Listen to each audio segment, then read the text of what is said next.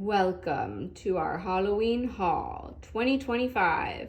These are all the Halloween pins that we collected / purchased this season. Oh my goodness. It's a lot of pins. We may have to take a break after this. Clearly we like Halloween.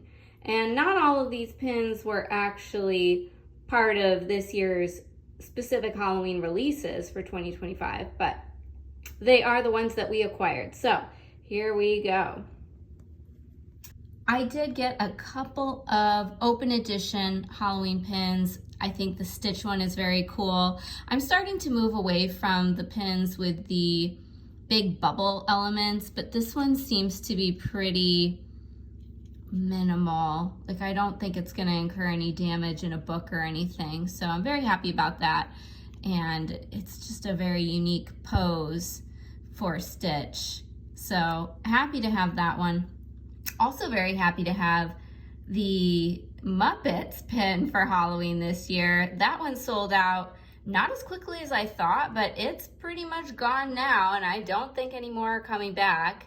So I was happy to snag that. I actually had one for my mom that she decided, you know, she should probably not buy all the pins in the world, so we returned it, and I'm kind of regretting it. Would have been a good trader, but happy to have these. Super cute. Let's see if we can get some lighting there. Yeah, just very solid pins, and it's nice that they're not dated. I know that there are people out there that like dated pins, but sometimes it's just nice to have a classic composition with no date. Timeless, that's what we like. My mom did have me go back to the store to get this very cute Pooh starter set. As starter sets come, this is a pretty solid set, and I wouldn't even mind spending the money on this myself, but I'm holding back. I don't even know if they have these anymore in the store, but $35, 4 pins, not terrible. And these little beauties actually glow in the dark, so I will demonstrate that later. I also have to admit, the poor lady at the register that day graciously let me go through practically her entire stock of these because I found a little glitch on at least one of every set, and we finally came up with a very good set that I feel like has no little blemishes or marks that are gonna make me go to those automatically, right? That's always just something that I think about, especially with the pins that I'm going to keep. These are little pieces of art, and I want them to be as spotless as possible. But very cute set.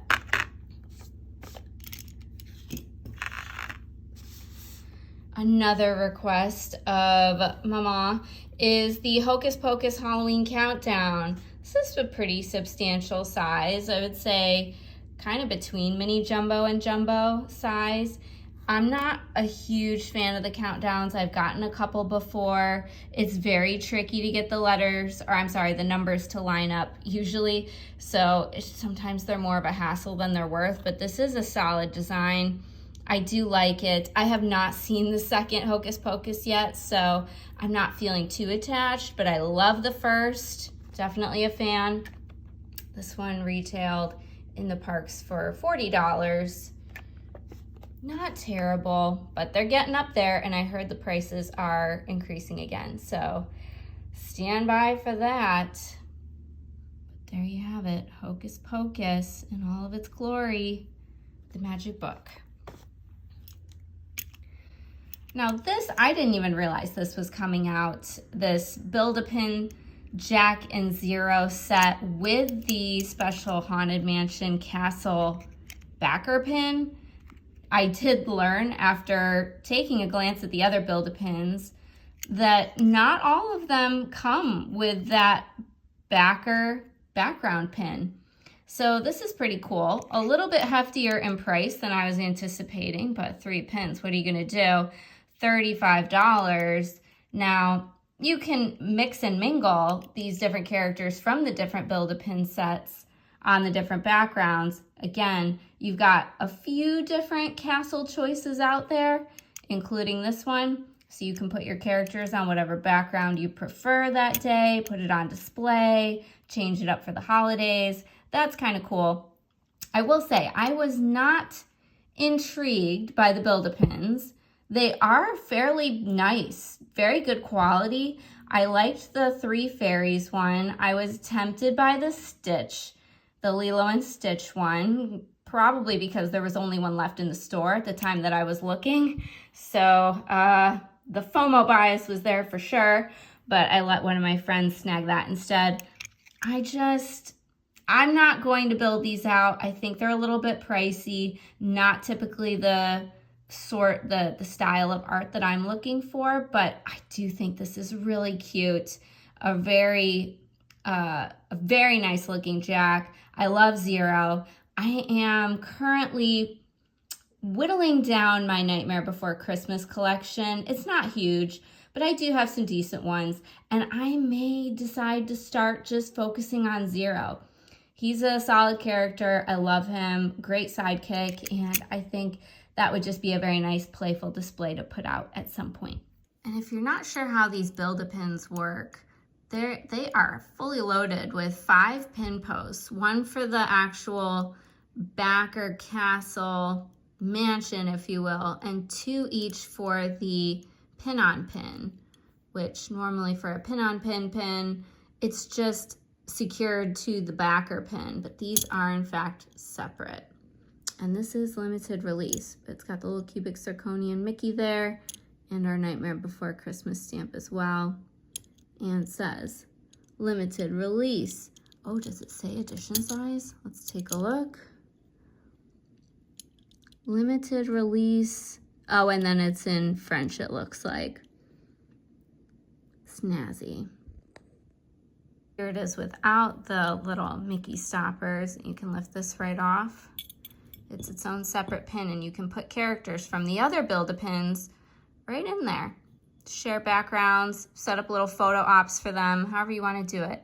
These are not a terrible size either, but I will say when I've seen them in Trader Books, I do a double take because I'm like, they're kind of tiny for regular pins. Kind of not, but kind of yes.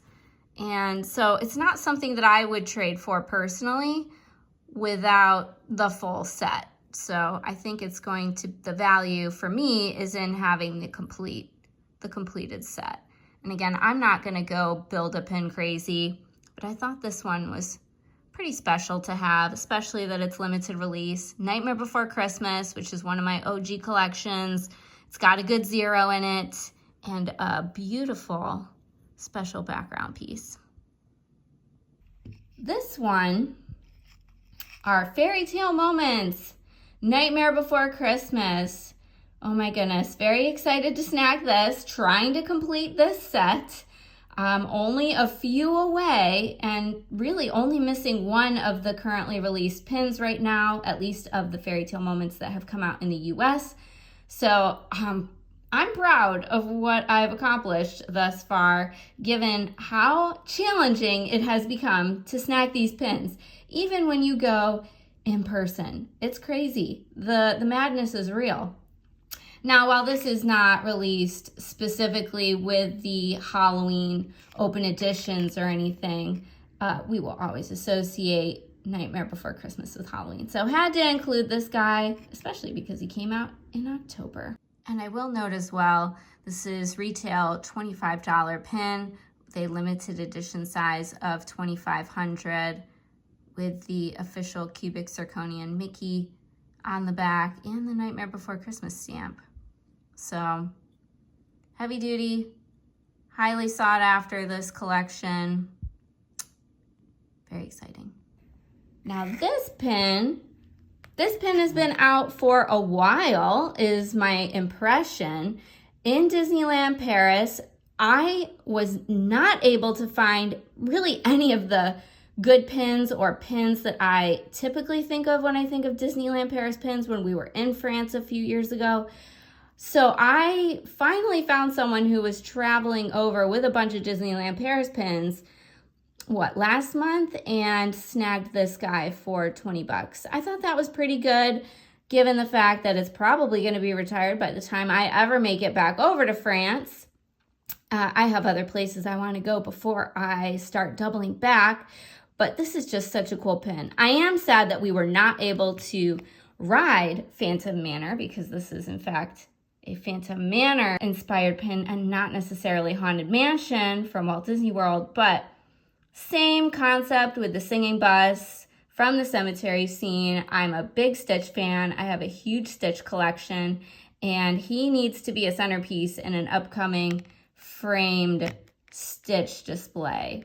That I'm saying it out loud so that it starts coming to fruition. So feel free to hold me accountable. But I'm super excited to have this finally. I want to say it retailed, I forget what the regular was, maybe 10 to 15 euros. So I thought 20 was not too bad, US dollars. I do see it selling for more. It does glow in the dark. I did want to make sure that I didn't get maybe a non-authentic pin of this. So I'm happy that this is secured and in the collection. Yay, Phantom Manor Stitch. Okay, let's take a look at their glow-in-the-dark action. Ooh, love it. Look at that. So sharp. I do have a little light in the room still, so it's not completely black and glow, but there you are. All right, here we go. Our Pumpkin Pal Mystery Box pin results. Dun, dun, dun. So we snagged these back in August, I believe. It feels like it was longer ago than that, but August was pretty far away at this point. We did get a couple of dupe boxes. So my mom got 2 boxes. Here they are. And I got 3 boxes. And this is the order in which they came out, basically. So we did get 2 boxes with Stitch and Pascal, and 2 boxes with Yzma and Piglet. I'm not going to complain. I do know that there have been some issues with at least one mystery box set this year where there were complete duplicates within the box. And I've never heard of that happening before this year. So I'm just happy that we got a mix all across the board, and that our duplicates, for the most part, include some of the most popular characters like Stitch and Pascal and Yzma. I know a lot of people were looking for her because she actually comes with the little poison bottle. I mean, none of the other characters have their little trick of the trade with them in the pumpkin, so that's pretty special. I'm glad I got 2 of her. And then I will be trading this Piglet for this Stitch so that I've got an extra Stitch to trade, and my mom has Piglet, and then she's got 4 solid characters, and I don't have a need to finish this set. I got the 2 that I wanted. I love Pascal. Piglet is always a hot trader, so I'm happy with that.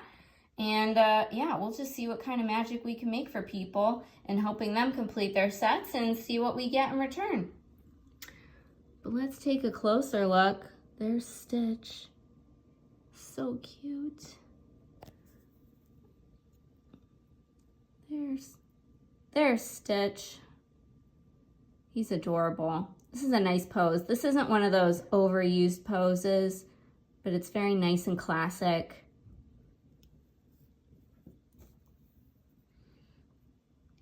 Pascal, another sidekick favorite of many people. Just adorable. Figaro, for all of the cat lovers out there.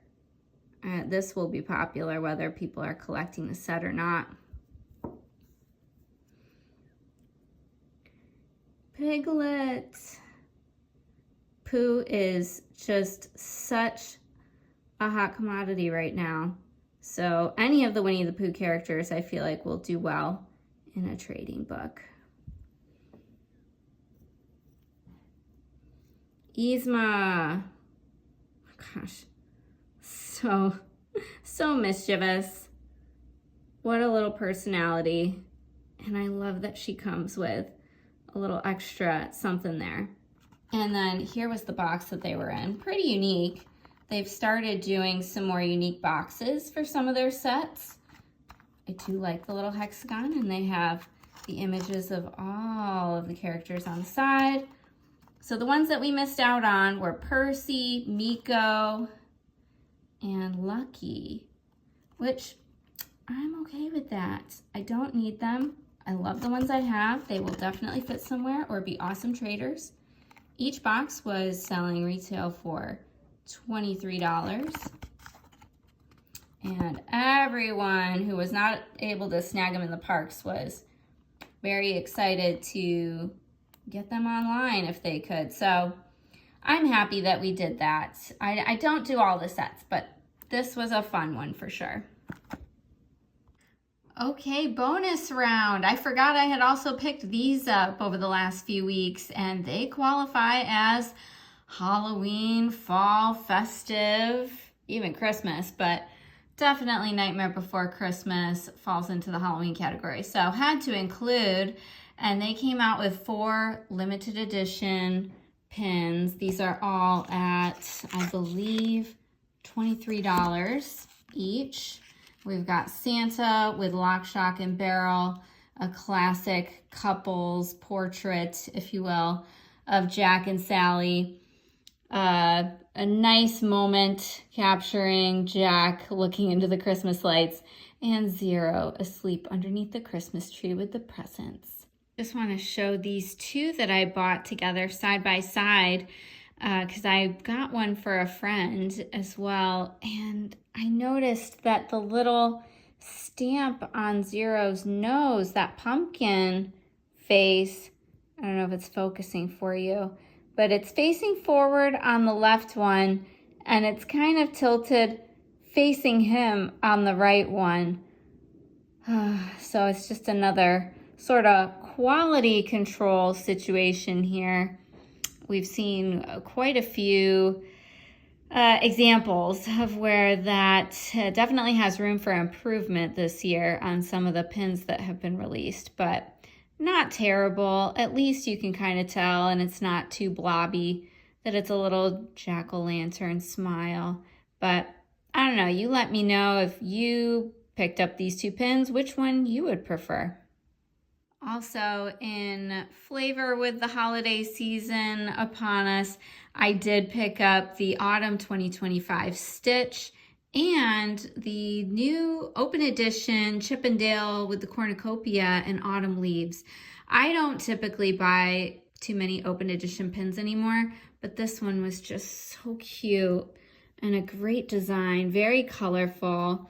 I'm not even really actively collecting Chip 'n Dale too much, but so cute.